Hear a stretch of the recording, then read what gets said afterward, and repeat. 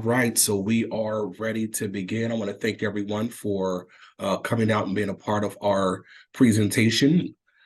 You get a chance to meet all those who are involved in our grant making for the York County Community Foundation. So I guess we can start off by first doing quick introductions, and then we'll get right into the presentation. So I'm Adrian Buckner. I serve as the Vice President of Grants and Community Engagement, as well as the Chief Diversity, Equity, and Inclusion Officer here at the Foundation. So next, I will give it to Kathy. Hello, I'm Kathy Bollinger, Executive Director of Embracing Aging in Trobe Street. All right.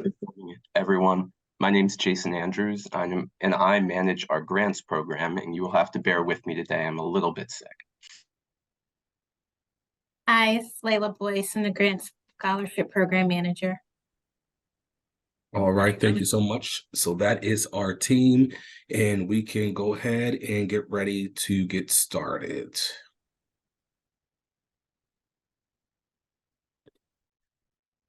Hopefully you are able to see my screen. If you can, throw a hand up.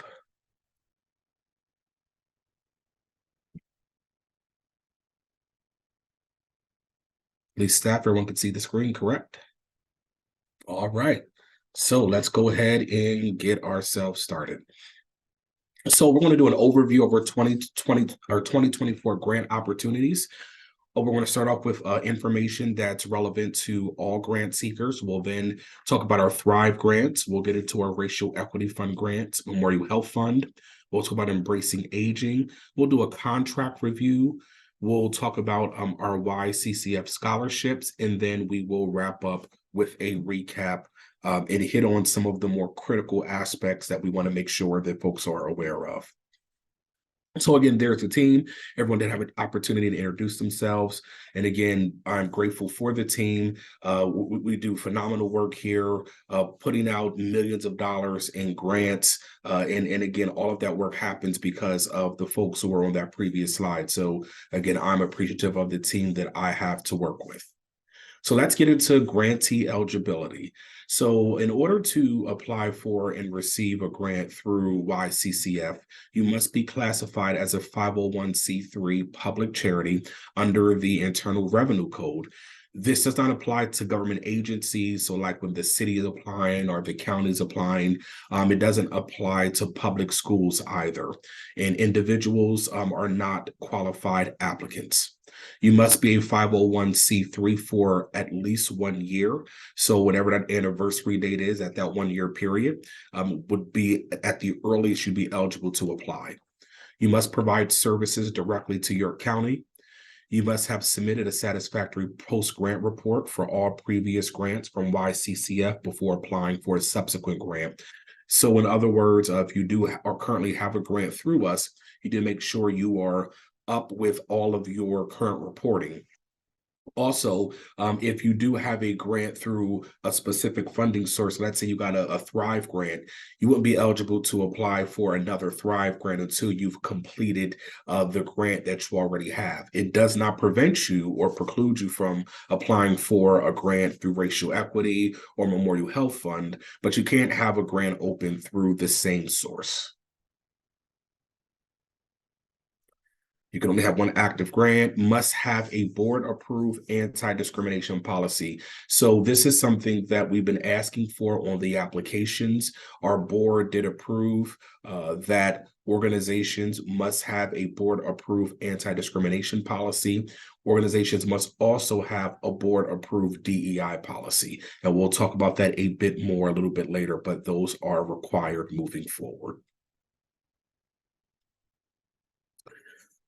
Grantee eligibility. Continuing with grants are not provided for endowments, budget shortfalls, debt retirement, or association dues.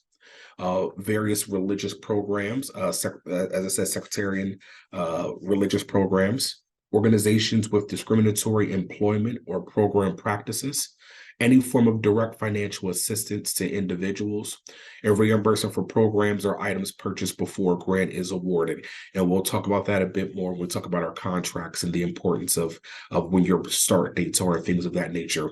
So on this slide, there are no changes. This has been this way for the past several years. So there are no edits or changes to what the grants cannot be provided for. That information has been consistent. And again, if you do have an open grant, you want to contact Jason Andrews before you do apply, just to make sure that there aren't any eligibility issues there. So, we are looking to kick off our grant season. I believe Racial Equity Fund opens up tomorrow.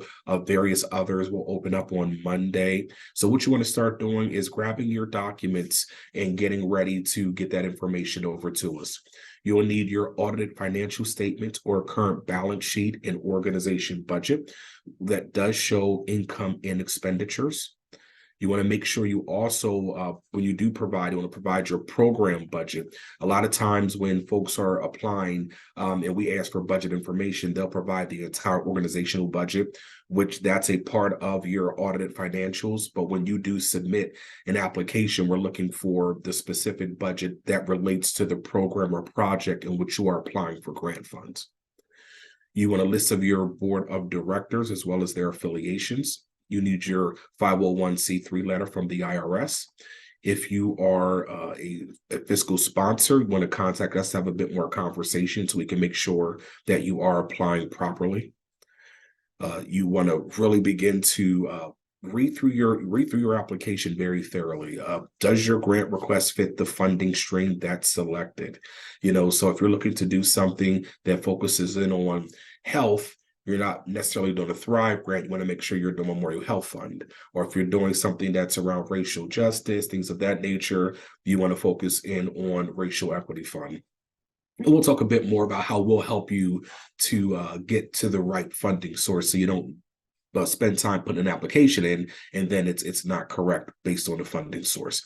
And then make sure you have someone internally read your application. Is your story clear? Is it compelling? Is it consistent? You really want to make sure you have someone who might not work with that program. When we write applications as a grant writer myself, a lot of times we'll use jargon or we'll have abbreviations in there. And to the common person, it doesn't make any sense. So you want to make sure you treat your grant application like it's going to someone who has no idea of the kind of work you do, because that could very well be the truth. Folks don't know. Even when you're doing your budgets, if you have specific terminology you use in your budget that might not be common language, you might want to have a little disclaimer, have a little asterisk at the bottom, and provide more of an explanation. What that does is it helps us to better able to understand what it is that you're trying to do, and then we're better able to relay that information to the folks who are reviewing and are scoring your applications. So we do have interim and post-grant report requirements. Again, this is an opportunity for us to improve that dialogue with the different funding sources, the different managers who are over those specific funding sources. They're very short answers in a reflection field. Maybe a 6-month check-in, depending on your program. We like to understand what's happening, if you're having any issues or concerns, or even if you're doing well and knocking it out of the park. Those are things that we love to hear and understand. What allows us to do is say, hey, are there some best practices that perhaps we can share with others, who may be doing similar kind of work? You want to make sure that you are available. YCCF staff may request an in-person or virtual meeting. Don't take it as something because you did something wrong. Understand that we are your partners and we're trying to make sure you do well. What we want to avoid is you getting to the end of your grant and you have all these unspent dollars and then you have to, request for an extension. We do understand that it happens, but sometimes if you reach out to us, we can have conversations and there may be potential for there to be a budget change or a shift in where dollars are going. So having that open dialogue and open conversations with us truly is very important. All this will be assigned through Founded, which is our grant management system that we use. So when you're getting those notifications, we'll send it to you. You will get a notification like 30 days out, letting you know, hey, I have a report that's going to be due. You want to make sure you do those reports and you submit them on time. Post-grant reports will look very similar, but they are longer. We want to understand what you said you were going to do in the beginning and what did you actually do. So what were those goals? Did you achieve those goals? What were some of the challenges? What were some of the successes? We'll ask you for some stories to tell. These stories help us to tell your story. Sometimes you'll be contacted by our communications and marketing folks to say, hey, we were reading through, you had a very compelling story. Could we get some more information on that? We may want to feature some of the work that has happened. So if you can give us and really help us understand what's happening, we definitely appreciate that. Another thing I would like to throw out there when it comes to your post-grant reports, again, if you have not spent down all of your dollars, then you don't want to do a post-grant report unless you plan on sending us back the remaining dollars. And that's a conversation we need to have beforehand. So if you still have dollars left, you should be reaching out to us to say, hey, I haven't spent my entire grant. Can I do some kind of budget change and shift dollars around? Can I get an extension, or do I send dollars back? So we need to have that conversation, but do not complete a post-grant report if all of your dollars have not been expended.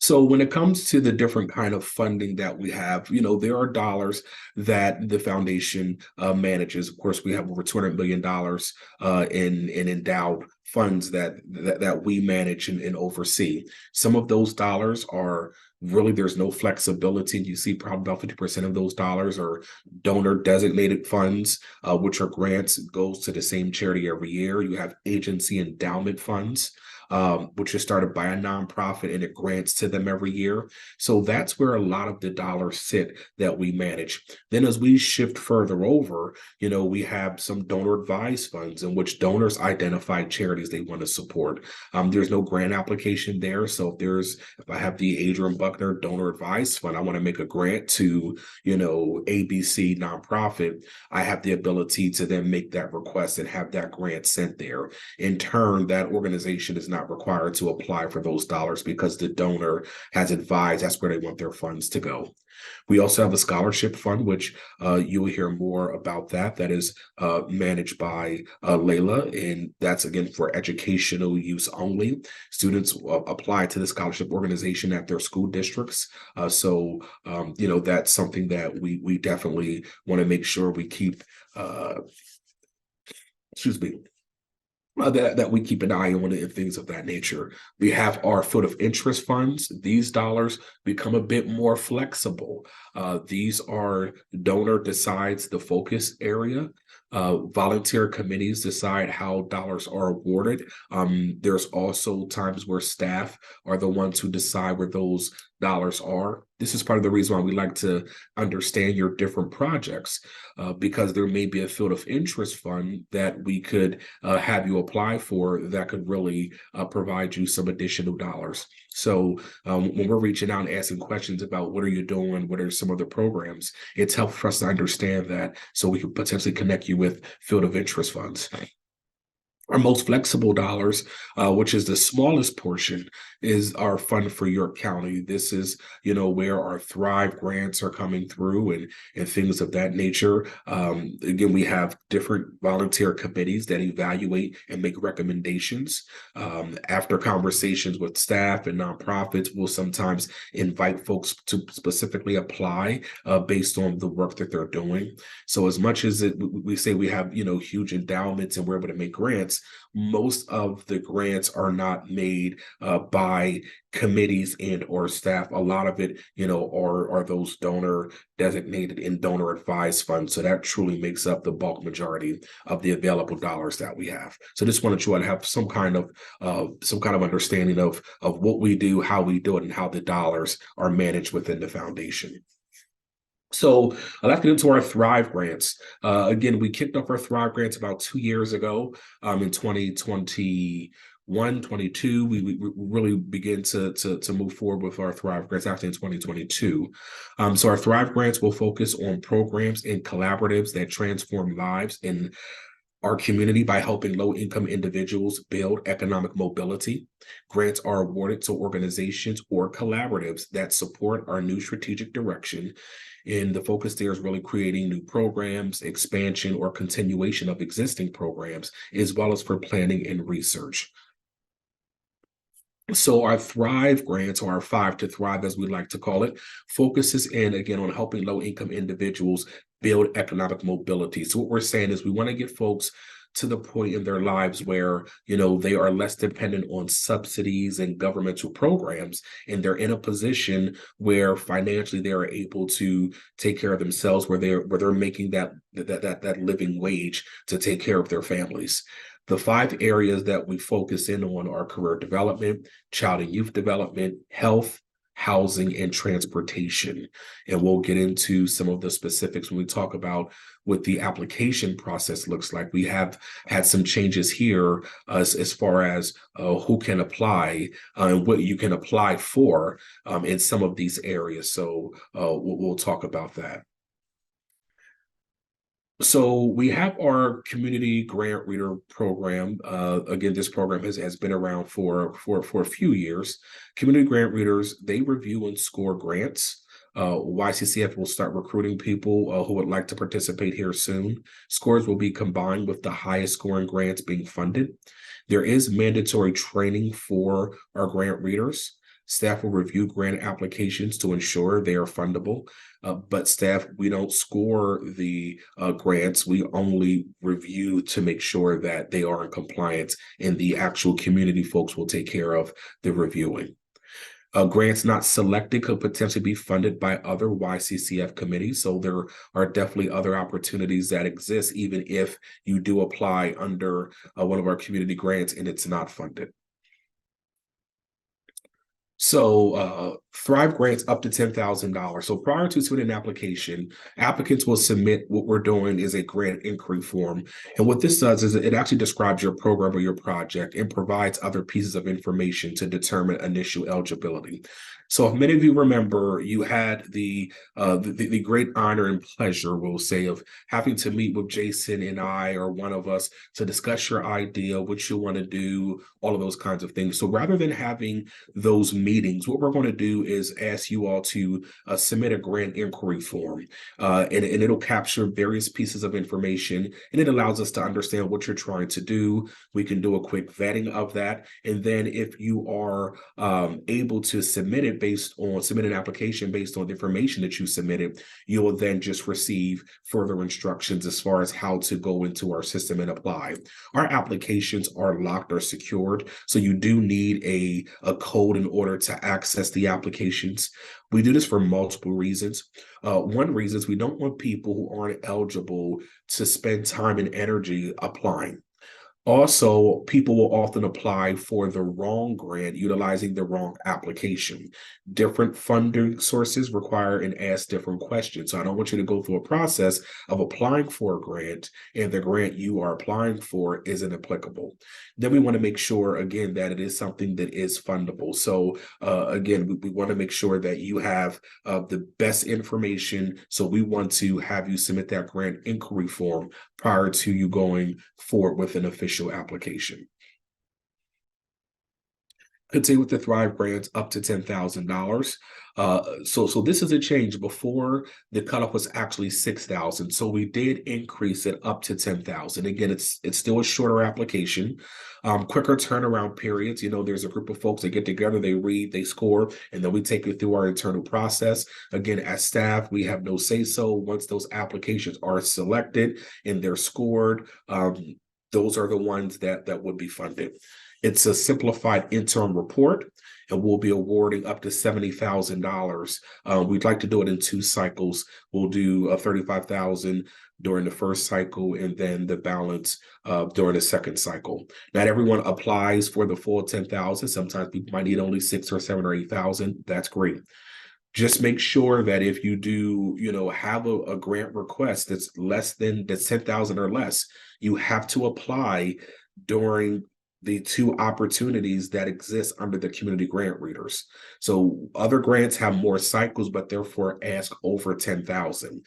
And those will not be entertained except during the period of time the community grant readers is in operation. So here are those two cycles. So we'll kick off the first cycle, which starts February 1st and it closes March 1st. Decision date is around April the 19th. When you are completing your application, your program start date must be May 1st or later. So if you need the funds before then you probably don't want to apply through this funding source. You might want to go and find another funding source because we cannot, under any circumstances, allow your program to start before May 1st. Your program has to have been approved and completed, board approval, committee approvals, whatever the process may be. For these, it's actually approved more internally. But again, your program cannot start prior to May 1st. So when you do your application, you want to select May 1st or later. Our second cycle opens up on August the 2nd and closes on August the 30th. Decision date will be in October, and your program start date must be November 1st or later. So if you're saying you probably don't need the funds until closer to the end of the year, that's fine. It has to be after November 1st. So just want to make sure we're clear. If you do have a need and it's going to be 10,000 or less, you need to apply during the first cycle or the second cycle. There will be no other opportunities for us to fund under Thrive grants under 10,000 and under outside of these two cycles.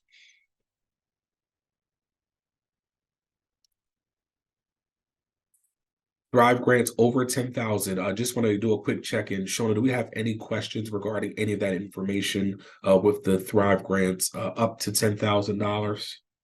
We do not, but I just, excuse me, I just want to remind participants to use the Q&A feature so that we are able to answer any questions if they raise their hand. Unfortunately, because of the parameters of the webinar, I won't be able to call on them. So if they use the Q&A feature, we're able to answer it live, as well as highlight some questions that can be answered by you, Adrian.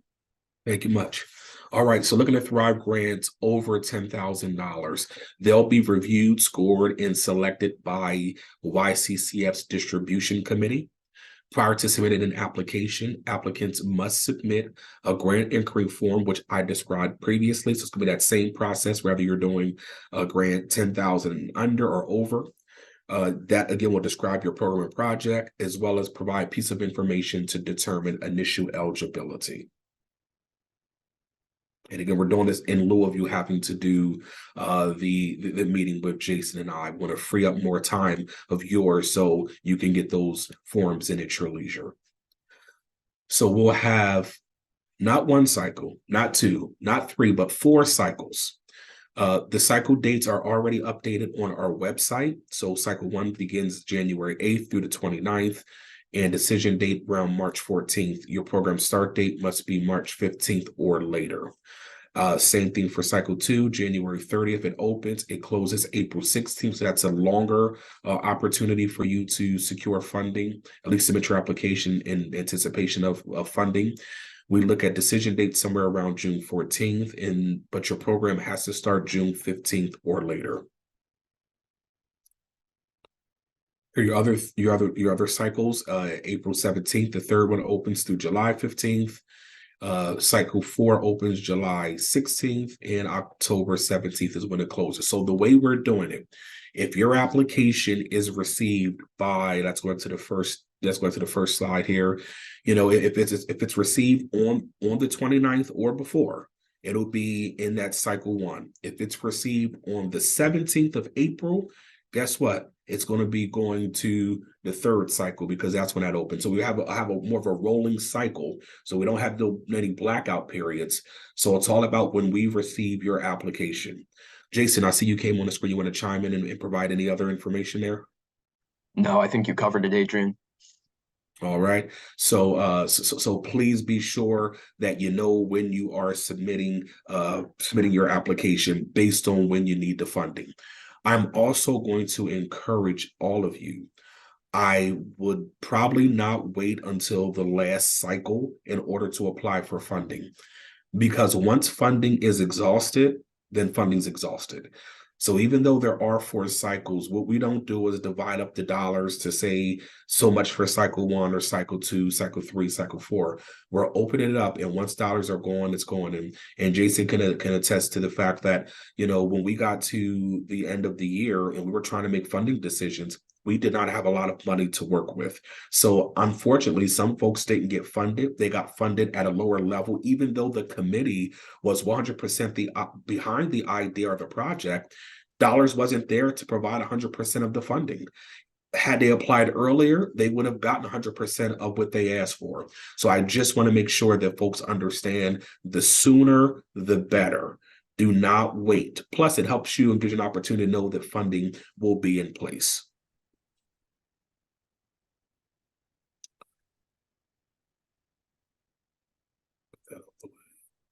All right, so that takes care of our dates. And again, that information is available on our website. And then I'll go ahead and kick things over to Jason to talk about the application itself. Thanks, Adrian. So just wanted to go through a couple of updates and changes to our 2024 application that will be new to you all when you see them. First, very high level, much of what we are asking for and trying to collect in these applications are similar to what we were looking for in previous years, just sort of structured a little bit differently. First and foremost, much of the application's narrative portions that you will be required to put together are consistent now across all of our applications. So whether it's a Thrive grant, a racial equity grant, or a field of interest grant, you are going to have a pretty similar experience, regardless of which one you may be filling out. So first off, we have the project narrative section. This is really going to encompass the bulk of what you are providing us in terms of narrative. So there are some questions that we'll ask, for instance, about your sustainability, potential outcomes, another for organizations or collaboratives that you'll be partnering with for the project. But really the bulk of the information will come in that project description question that you see in front of you. And what we really want here is for you to be thorough and provide essentially what those bullet points are showing, an overall picture of what your project is about. It's important to keep in mind that the better that you can convey what you're trying to do and why it's important, the more likely our committees are to be able to understand what it is you're doing, why that is important, and ultimately why it should be funded. Adrian, if you want to skip to the next slide for me. All right, so this section will be our program specifics. And the question that I've highlighted here is the Thrive focus area. So as Adrian had mentioned, this year we'll be doing our 5-2 Thrive program, which will cover those specific items as pillars that you see in the drop-down list. So career development, child and youth development, housing, transportation, health, which is the one you won't see there, and other for any that fall into related sections and are related to Thrive, but don't necessarily fit nicely into one of those main pillars. So as the question reads, we are really expecting most applicants who are applying to the Thrive program this year to be able to fit their application in one of those main pillars. So these questions that you're seeing when you select one of these, for instance, we'll go with transportation, that will determine what program metric questions you have to fill out, both in your application and in your follow-up reporting moving forward, which will also look a little bit different than it has in prior years. Adrian, you can go ahead and skip to the next one. So Jason, can I ask you a question? So like with your example, you said about transportation. So if I click on transportation, it's going to give me some metrics. What happens if the metrics you're trying to capture, I can't capture those metrics? Does that mean that perhaps I might not be eligible to apply under transportation because I can't answer those questions? Yeah, that's a really good question. And the example that we have up on the screen for transportation kind of sheds some light on that we really expect you, if you are to pick a category, we'll say transportation, to be able to answer the bulk of the questions that fall under it in the metrics section. You'll see a note up in the summary section of this picture that references that you may not be able to answer all of these. Some of them may fall outside of your program, but really we do want you to be able to answer most of the questions that align with the program area that you select. So for transportation here, you'll see that up front in your application, we're really looking for you to provide us with estimates. So the big one that everyone will have to answer is the estimate of number of individuals served and assisted through your program. And then it'll get more specific as you go to the section you pick. So for transportation, estimated number of individuals that purchased a vehicle through your transportation program, estimated number of individuals who received down payment, registration, or insurance assistance. Things of that nature are really what we are looking for. And this will simply allow us to focus our Thrive program a little bit more finely on what we're trying to fund in the community and the impact that we are trying to make.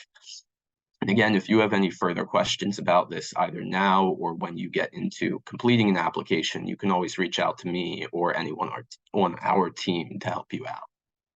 That's great information, Jason. And you're definitely correct in that we are trying to now provide some parameters. Over the last couple of years, we were just trying to, we left these areas very broad and open because we wanted to understand a bit more what some of the needs have been and where best to target the dollars. So the metrics that have been selected, that's exactly what it's doing. It's saying we want to target specific areas. And looking at transportation again, we know that in order for folks to ultimately move forward in their careers, with housing, with their health, they need reliable transportation. They need to be able to have access to transportation. So we do understand that some folks, don't drive, don't want to drive, have to take public transportation. That's what works for them. But the majority of the folks, do drive and they do need assistance. It's very difficult trying to, take a child to daycare on a bus and then get off that bus to catch another bus to get to work. Your day could start at, 5:30 in the morning and spend hours on a bus. But it also limits your ability because we know that bus routes sometimes don't go towards some of the other places on the outskirts of the city, which often you can find very good jobs. You have various, warehouse jobs that pay well. But if you don't have access to reliable transportation, it then limits your ability to take advantage of those opportunities. So what we're trying to do is focus our transportation dollars on getting people reliable transportation so that they are able to achieve that economic mobility. Thanks, Adrian. Last thing I'll say on this slide is, again, we do ask you to provide those estimates up front, and any of those metrics that you provide estimates for, you will be asked to track actual data throughout your program, and the very same set of questions will show up on your post-grant reporting that then we ask you provide that real data to us during. Great. And then another thing that you have here, the estimated number of individuals with vehicles 6 months after purchase. So like Jason said, there's going to be a tracking mechanism that has to happen. So even if your program, let's say you were doing career development and your program was an 8-week program. So you do it for 8 weeks and then that's it. But there's the tracking that we want you to do because ultimately we want to understand sustainability. Was that individual able to not only complete your program, but find employment and remained employed after a period of time? So during that period of time in which you still have to track, you would not be eligible to apply for another Thrive grant. So even though your program may have only been for 6 or 8 weeks, we still want you to track that person for 6 months to help us understand what happened at the end of that period of time. I just want to make sure we throw that out there as well. So the next section that I want to highlight is project information. This will mirror a lot of what you've seen if you've applied to any of our applications in previous years. Questions like the program project type, which ask whether this is a new program, an existing program, a pilot project. And the only change there is that we are now asking that you differentiate between programs that are core to your organization's mission and programs that you're running that maybe are outside of those core programs that you do, albeit still very important to your mission and the individuals that the programs serve. The other thing that I would like to highlight here, as Adrian had mentioned earlier, is that our process for reviewing grants, most of our big competitive grant programs are run through either a board or a committee that make the funding decisions for the program. So the way that that works is that we initially take these applications to the SEG committee or board. They make determinations, and then ultimately it still has to go to our actual YCCF board for final approval. Because of that, and because of the fact that you can't incur any expenses prior to the grant being approved and the contract being signed, you have to wait until after those board meetings that we have every year to begin your actual program, your program start date.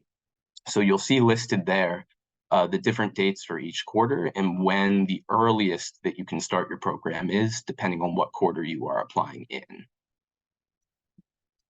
And go ahead and swap the slide. Thank you. Next is our program and demographic data and DEI section.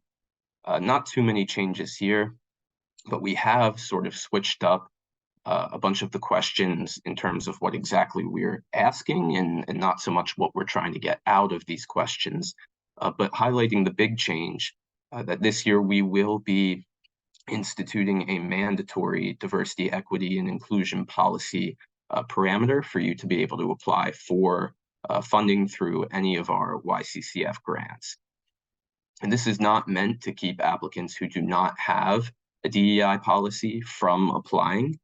We hope it actually has the opposite effect. If you are a nonprofit out there that doesn't have a DEI policy currently, we encourage you to work with your board, with your staff, and with any experts in the community, any resources you can find to develop that. We are happy to work with you if you reach out to us and lend any expertise we have to assisting you. But really, we hope that if you come to us and you don't have this in place, we can either give you the time or work with you in that time to get it developed, get it board approved, and then you will be eligible to apply.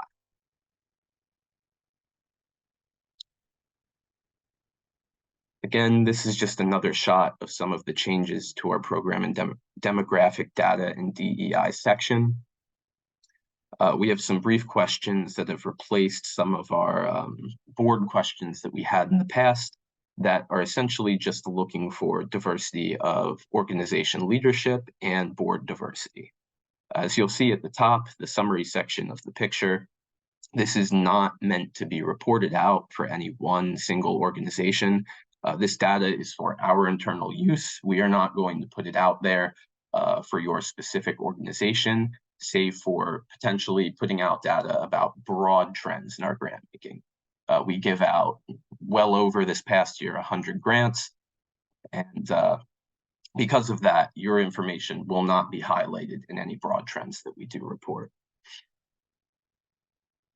Just as another caveat, this information is not shared with those who are reviewing and scoring your applications. So we want you to understand it has no bearing on your actual application. The information they see relates to your program and your project and all of that. So again, this is just for the YCCF staff's eyes only.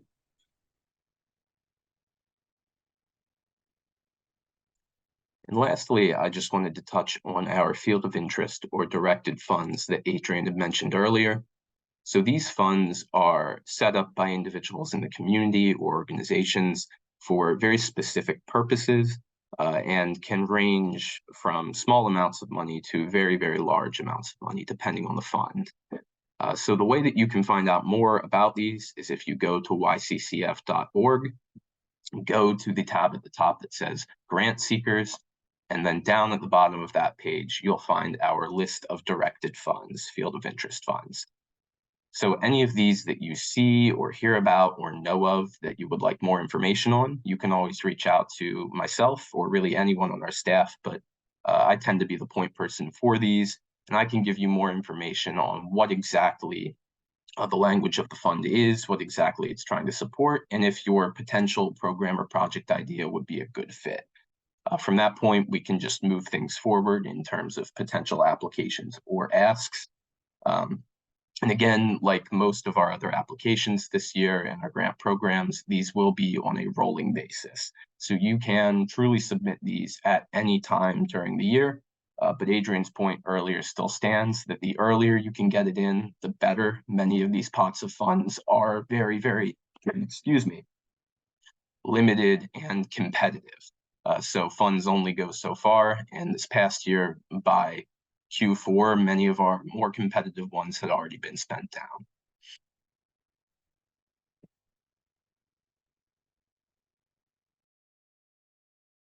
All right, thank you, Jace, for pushing through for that piece.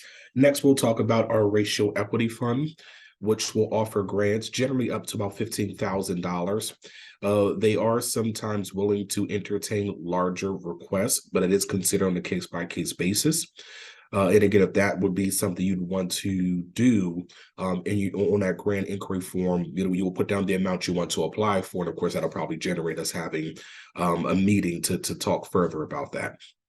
But it's for projects that seek to address equity gaps for communities of color in the following areas: education and job readiness, the criminal justice system, community leadership and development, income and wealth creation, racial and cultural education, and health and wellness. So these are very open, so it's really up to you to say, this is how I believe through the Racial Equity Fund, we are best able to do the work as it relates to income and wealth creation. So you want to also make sure that the majority of the funds that you are getting will directly impact the BIPOC community. So if it's really not going to be mostly going to the BIPOC community, I can tell you now that the Racial Equity Fund committee, that they will not approve the request. So please make sure you have stats and you're able to back it up as far as how you will measure and know that the dollars will be going to BIPOC. So here are the cycles for Racial Equity Fund. So again, that cycle opens up tomorrow and will close on the 22nd, and so on and so forth. Again, I won't read all the information there, but this information is on our website. The sooner, the better, and make sure you do have those start dates that do align, so that you don't have any issues and us having to kick your application back because the dollars you're requesting, you can't have them at that point in time. Memorial Health Fund, the focus there is improve the complete physical, mental, and social well-being of the residents of York, Pennsylvania. MHF is a supporting organization of YCCF. MHF board administers all grant-making decision. Its work is supported by YCCF, and I do serve as the point of contact. This is the only fund in which does not have to go to YCCF's board of directors for approval. So once you do apply for MHF and once their board meets, at the conclusion of that meeting, if your grant application has been approved, then you are able to start, utilizing those dollars that following day. So they do not have to go through another round of approvals. They are their own approving body. So some of the things they look to do is improve the overall community health, provide resources for the restoration and maintenance of health, bring high quality healthcare services to York County, promote general health and wellness of persons in the greater York area, as well as promoting health education, engage in fundraising related activities or programs, and engage in other activities directly or indirectly related, including making grants to other nonprofit organizations which enable them to carry out their activities. MHF is one of the funds that is much more broad. So when they say health, they mean everything related to can be connected to. You can draw a dotted line from to. They are very open when it comes to the areas of health. So it is part of our Five to Thrive. We did speak with their board, and they did see the importance of being a part of our Five to Thrive. However, they still are independent in making their decisions. And we meet 4 times a year, of course, but at the beginning of the year, we'll typically have a conversation to say, are there some areas in which you want to focus in on? The MHF board has been very clear in saying that they want to keep it much more broad. So there are definitely many opportunities there for funding under MHF. Again, funding cycles, looking to get things started next week with MHF. And again, it's going to be a quicker turnaround as far as approvals because they don't have to go through multiple committees and board. It just goes to the MHF board and then the approval happens. So there you can see the dates. Again, it's on our website, so feel free to check out that information out there. And now we have Kathy Bollinger. She'll be coming on and she'll be talking more about embracing aging, which is, doing some awesome work. So Kathy, welcome. Thank you, Adrian. And hello, everybody. And I wanted to say just how much we appreciate you joining us today to learn about our grant programs and also for all the wonderful services and programs that you offer to our community. Embracing Aging, as Adrian mentioned, we're a high impact initiative of York County Community Foundation. And what we do is we provide education and advocacy to advance aging in place concepts and planning. And we also strive to dismantle ageism and build age equity. And all of the work that we do is designed to help us live longer and stronger in the places that we call home and our community as we age. The Hot Home Fund for Women is the primary support fund of Embracing Aging, but we also have the Chester H. Thomas Fund that provides some grants for programs serving older adults. And I want to, before we go off of this slide, typically our grants and our grants do primarily serve people age 50 and older, but I recognize that many of you might not have that age range as your primary group that you serve. And I want to just say to you that one of the best ways to improve attitudes on aging is to have intergenerational connections and opportunities.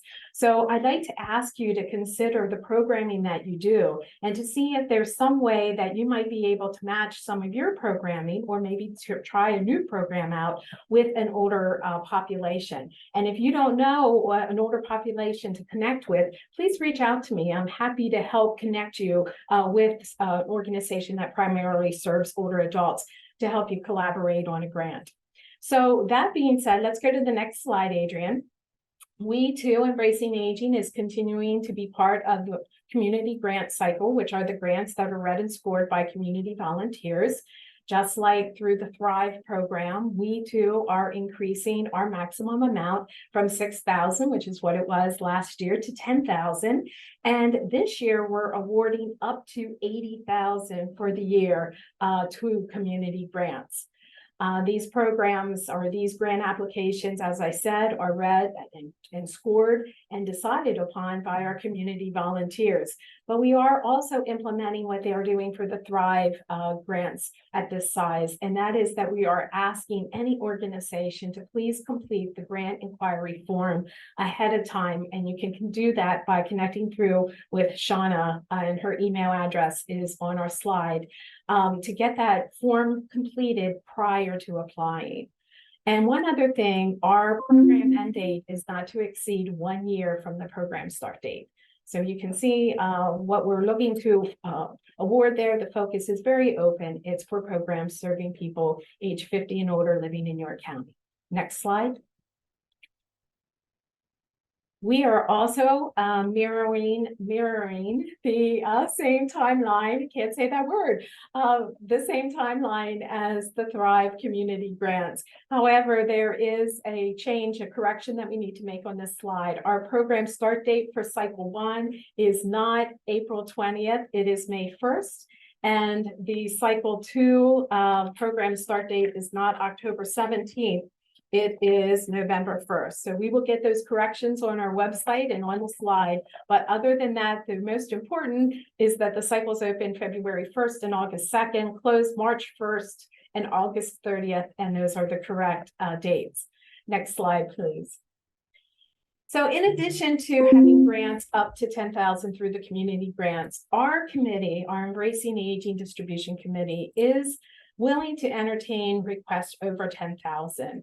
Last year, we had asked for a letter of intent to be completed, and we are not going to be continuing that. But we are requesting that if you are interested in applying for a grant over 10,000, to please reach out to me and schedule a time to talk before doing so. Last year, we celebrated 10 years of our initiative being in place, and we want to use, our committee wants to use 2024 to really look at our grant making impact over the last 10 years and really look at our strategy and ensure that the dollars are going to the places of greatest need. So this 2024 year for larger grants is kind of one that's a little bit in flux. We will entertain requests, but we are really using this year too to refine our strategy, which will be announced at next year at this time when we do our grant webinar and be in place for 2025 and beyond. So with that, that is our Embracing Aging grants. And again, please reach out to me with any questions, any thoughts, any ideas. We're happy to partner with you in any way. Thank you, Kathy. So are you saying we anticipate maybe having some updates via social media, maybe some email information once a decision has been made for strategy for those grants that are over $10,000? Would that be the plan? Yeah, if somebody has an idea, they can reach out now. We'll entertain ideas throughout the year. The new strategy will be in place for 2025. So right now, as long as it's a program that is serving people age 50 and older and really helping in those areas of advancing aging in place concepts, building age equity, dismantling ageism, it will certainly be something that we entertain. But in terms of our strategy moving forward, we'll definitely have that in place towards the end of the year for next year. Excellent. All right. Thank you so much for that, Kathy. And next, I want to get into our contract review. So now we have Layla up. So Layla, the floor is yours. Thank you. Morning, everyone. So glad you could be here with us. So yes, just wanted to take a few minutes and review the contract. There's two areas that I have highlighted on the contract. And again, this reiterates what Adrian and Jason were discussing regarding grant program dates and when the grant is actually approved.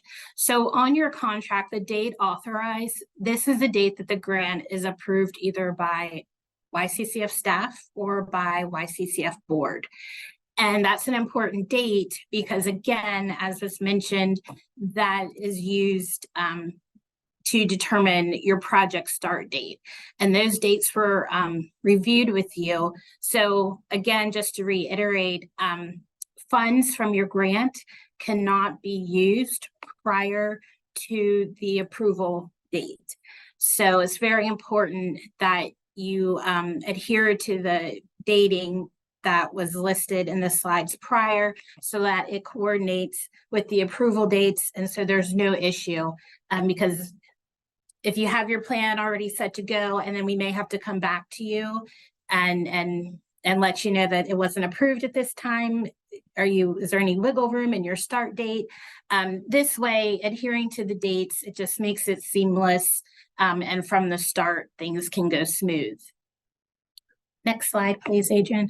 So Lila, so are you saying that if the date authorized, let's say November 15th, but I have expenses on November 13th, so since it's only 2 days, would I be okay? Unfortunately, you would not. Expenses cannot be paid prior, or the funds cannot be used for expenses incurred prior to that approval date. So that's why, again, it's very important that when you're scheduling your program, that it's in line with those dates that are listed on the application in GLM and also in the information on our website. Thank you for that clarification. So on this slide, another portion of the contract, I just wanted to point out the grant payment section. This example is very straight.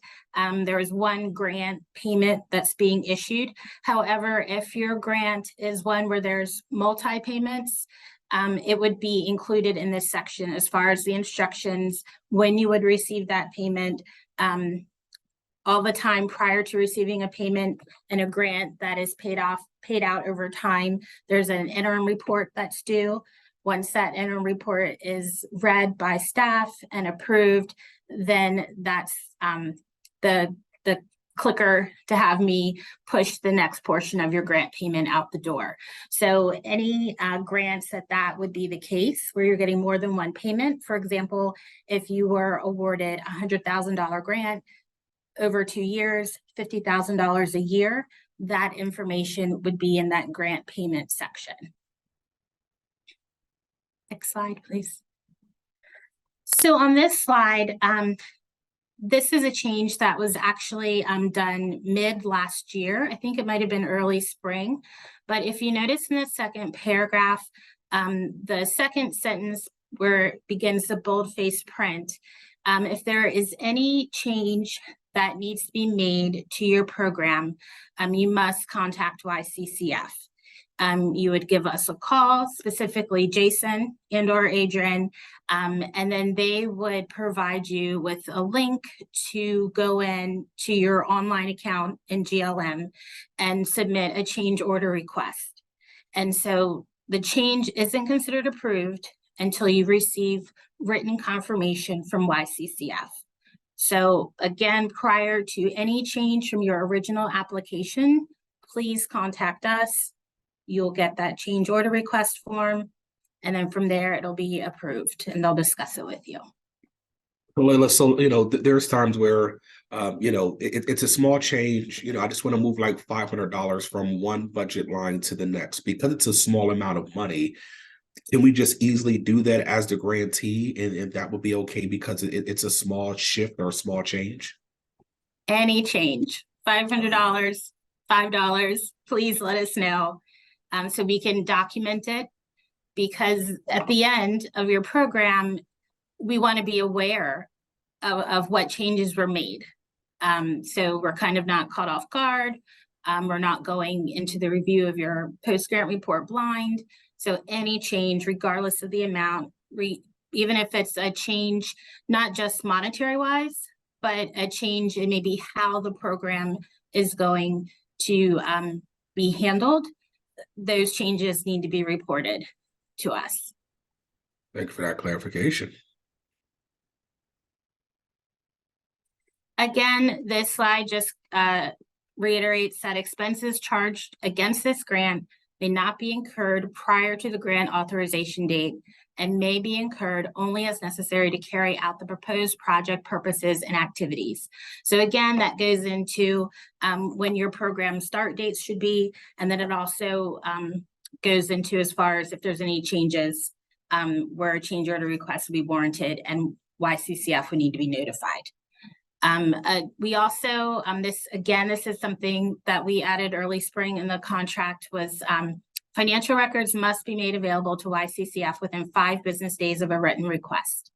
I'll be honest, I don't think we ask for this information that often, but just to give you information, that is something that could be asked for.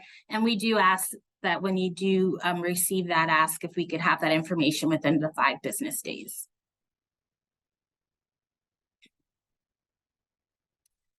This portion of the contract kind of just goes into the legality of our grant contracts. If there is any type of liability or claim surrounding the program that you are performing, the foundation is not liable for any of those claims or liabilities. Our engagement portion, at times it could be just this one short sentence on your contract, or it could be more in depth. But for the most part, in general, we may, during the time of your program, request an in-person or virtual meeting at the midpoint, just to kind of, touch base, ask, are you having any problems? Are you having any successes? We'd love to hear about them.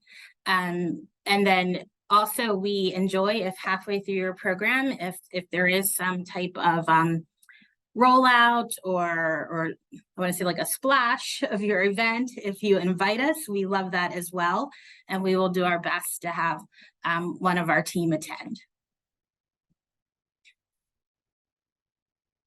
When you are publicizing your grant award, we ask that you identify the foundation as a source of support in your materials.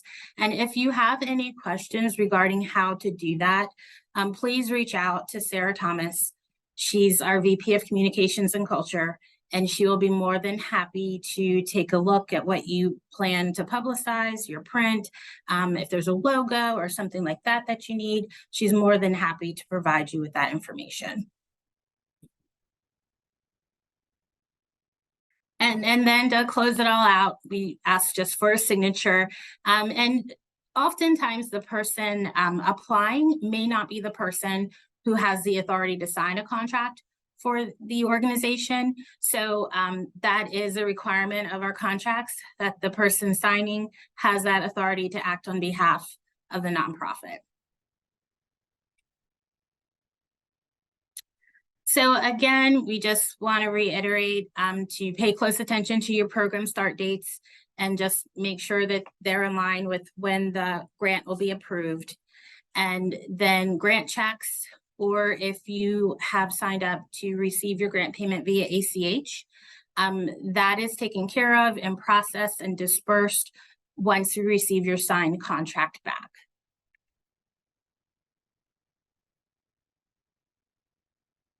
Anyone have any questions before I go off onto the scholarship portion?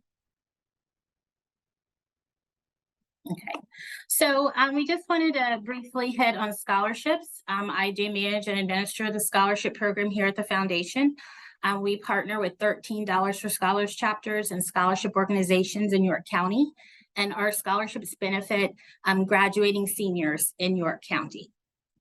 So if you are attending a school that is a partner with us, we ask that you contact that school directly. If you perhaps are homeschooled, your student is homeschooled that's interested, we ask that they contact the district where they reside. And that's how they can get information regarding the Dollars for Scholars scholarships. We do have additional scholarships available. They are on our website. And those scholarships are actually scored and reviewed by YCCF. And those you can find on our website. Or if you have questions, you can contact me directly as well. Be more than happy to answer your questions. Our scholarship cycle opens up the end of January, early February, and it goes through, I'll say we accept applications up through the end of May. And then the months of June and July is when checks are processed and scholarship checks are mailed to the colleges or universities. Excellent. Thank you, Layla. If anyone has any questions, please let us know. And again, Layla's information is on the screen. You can reach out to her directly and she'll be more than happy to provide additional assistance. So thank you much. So now I just want to do a recap of some of the changes. Again, these are some of the more significant changes. So I want to make sure everyone is aware. So again, grantees must have a board-approved anti-discrimination and DEI policies. If you do need assistance, please let us know. We'll be more than willing to help you. But until those are in place, unfortunately, you will not be eligible to receive funding through the foundation. Thrive grants up to $6,000 will be increased to $10,000. Thrive grants under Thrive grants up to $10,000 will only be reviewed twice per year through our community grant reader program. So again, you can't submit an application for $6,000 during the fourth round of our Thrive grants because Thrive grants are open. We're only allowing those two opportunities. The other cycles, therefore, asks that are above $10,000. So Thrive, Racial Equity Fund, Memorial Health Fund, Field of Interest on a rolling basis. So you don't see those cutoffs or windows when we're not actually entertaining ask. and there will be 4 opportunities, and I have it in bold, in underline, and italicized, if funding remains available. That may be hit or miss, so please don't wait. And of course, you must submit the grant inquiry form to determine initial eligibility, and you'll be able to contact Shauna for more information as it relates to that process. So as well as the Thrive EA grants as well for the community grants are up to 10,000. We want to complete those inquiry forms before applying. EA grants over 10,000 no longer requires that letter of intent, but will entertain throughout the year, and you can contact Kathy before attempting to apply.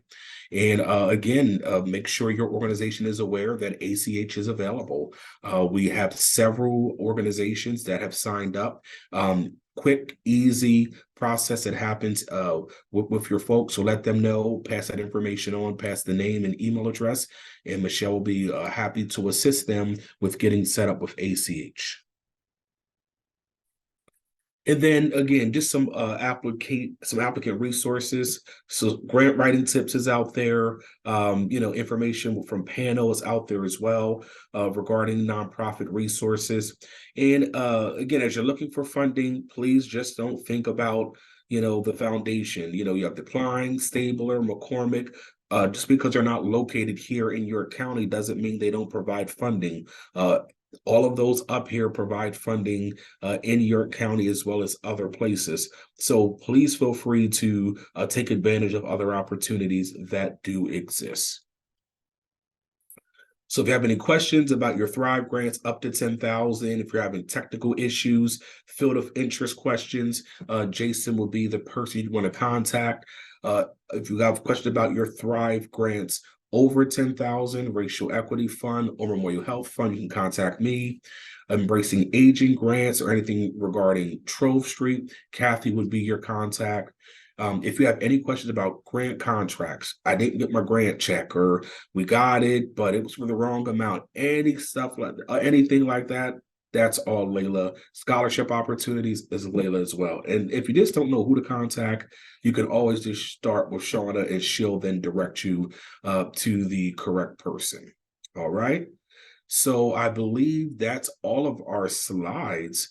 Shauna, if you want to chime in, do we have any burning questions?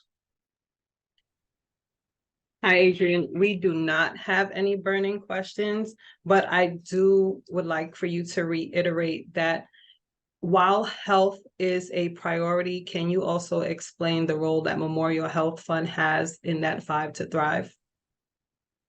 Yeah, so I could definitely hit on that again. So even though when you go to the application screen specifically, you're only going to see 4 of the areas. However, a Memorial Health Fund, they have opted to say, even though we are separate and apart per se from the foundations, we have our own dollars. We want to be a part of your 5 to Thrive because we realize that health is a very important aspect of a person being able to get to that place of economic mobility. So they have come on board to say, we're partnering with you to be named as part of your 5 to Thrive, even though the dollars and grants made under health will not be from our Thrive grants. It'll be coming from Memorial Health Fund, but it still supports, it's one of our pillars in which we're looking to have out there that say, these are those 5 priority areas that we want to focus our dollars on.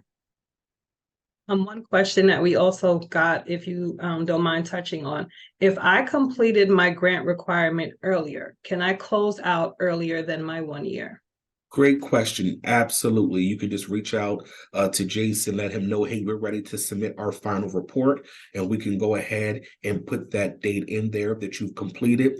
That'll then trigger your post-grant report to be completed. Complete your post-grant report, be able to show your metrics, and you're good to go. So you do not have to wait until the year if you're able to meet the goals before then. The only time you do have to wait is when we're tracking for those metrics. So going back to transportation, we need you to report out after 6 months if the person was able to do this or do this or do that. So you can't close that out early. even though you may have finished your program, because you have to track information, that cannot be shortened. But if it's something outside of that, you're able to meet your goals, you met your deadlines, whatever, expended all of your dollars, you absolutely can then reach out to Jason. And lastly, where can I access this information? Where can I access these resources as well as the grant inquiry form? So the grant inquiry form, more information will come out about that. My hope is to have it on our website under applicant resources, which is where this presentation as well as this video will live. So that's probably where it will be. What we plan on doing, and Sean, correct me if I'm wrong, is we'll send out an email to everyone who registered to let them know that this resource is available in the link, and we'll be able to have maybe some information there as well about the grant inquiry form at that time. Thank you. All right. So on behalf of the foundation and the community engagement team, I want to thank you all for your participation today. You mean the world to us. We are able to do what we do because of you. Your work is felt throughout the community. So anything that we can do to continue to support your work, please let us know. We are not just your funder, we are your partner, and we want to see you be successful. So we thank you again. Happy New Year. Let's have an awesome 2024, and we'll pick this back up in June. We'll be doing another session similar to this. We'll be doing it live, actually, and we'll also do it via webinar in Hanover. So if you live in the Hanover area, you want to come up there to the YW, that's where we'll be doing it at. Feel free to come up there and be with us live as we do this presentation and continue to provide more information to the community. So until then, thank you all and have yourself a wonderful day.